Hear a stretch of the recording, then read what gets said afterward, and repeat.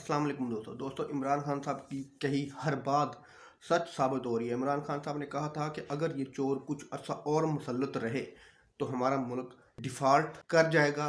इतना डिफ़ॉल्ट हो जाएगा कि फिर कुछ लोग कहेंगे कि हमें अपनी सिक्योरिटी को कंप्रोमाइज़ करना होगा और हमें एटमी असासों को कंप्रोमाइज़ करना होगा। ये इमरान खान साहब कुछ अरसा पहले कहते रहे हैं अपनी तकरीरों में, अपने जलसों में। उनकी बात सच साबित हो रही है। दोस्तों, एक जावेद चौधरी साहब हैं, वो सबको पता है कि किसका वो चमचा है, किसका वो तर्जुमान है।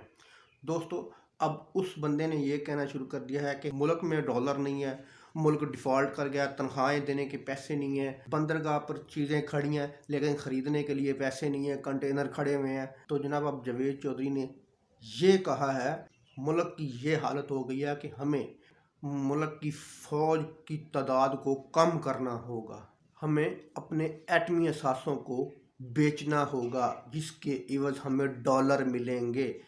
तो जनाब ये किन की ज़ुबान बोल रहे हैं जावेद चौधरी साहब? ये डायरेक्ट हमारे मुल्क के दुश्मनों की ज़ुबान बोल रहे हैं। अल्फाज किन्होंने ठूंसे हैं इसके मुंह में, ये पूरा बच्चा बच्चा जानता है कि किन्होंने इसके मुंह में ये अल्फाज ठूंसे हैं। तो दोस्तों, आप इस बात का अंदाज़ा लगा लें कि इसराइल को मानने की इमरान खान पर कौन प्रेशर डालता रहा, इंडिया से तिजारत करने का इमरान खान पर कौन प्रेशर डालता रहा। एब्सोल्युटली नॉट कहने की सज़ा किस बंदे ने इमरान खान को दी? दोस्तों, वही लोग, सिर्फ़ और सिर्फ वही लोग ये चाहते हैं कि हम अपने मुल्क की फ़ौज कम कर दें या अपने मुल्क के एटमी असासे अपने मुल्क के दुश्मनों के हाथों बेच दें। दोस्तों, वही लोग चाहते हैं, मुल्क दुश्मन लोग जो पाकिस्तान में मौजूद हैं, दुश्मनों के जो एजेंट मौजूद हैं, वही लोग चाहते हैं। ये बंदा जावेद चौधरी साहब उन्हीं लोगों की ज़ुबान बोल रहा है। दोस्तों, पाकिस्तान के इंसाफ देने वाले इदारे इतने अगर मुखलस होते तो दोस्तों आपके मुल्क पर ये चोर मुसल्लत ना होते।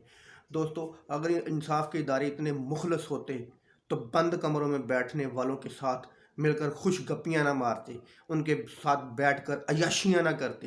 दोस्तों, ये मुल्क का जो भी हाल हुआ है, हमारे इंसाफ देने वाले इदारों का बड़ा हाथ है, जिनकी ईमा पर, जिनकी बदौलत इस मुल्क का ये हाल हुआ है। वो मुल्क का ये हाल कर कर अय्याशी करते हैं, खुशियाँ मनाते हैं। अपने मुल्क दुश्मनों का ये काम बखूबी निभा रहे हैं। दोस्तों, वो खुशगपियाँ मनाते हैं। अब फैसले सड़कों पर होंगे। ये लोग कतई नहीं चाहते कि दोस्तों कि ये मुल्क तरक्की करे, ये मुल्क अपने आज़ाद फैसले करे और हमारा मुल्क ग़ुलामी में ही रहे और हम यूं ही ग़ुलामी करने का मुआवजा लेते रहें किसी से।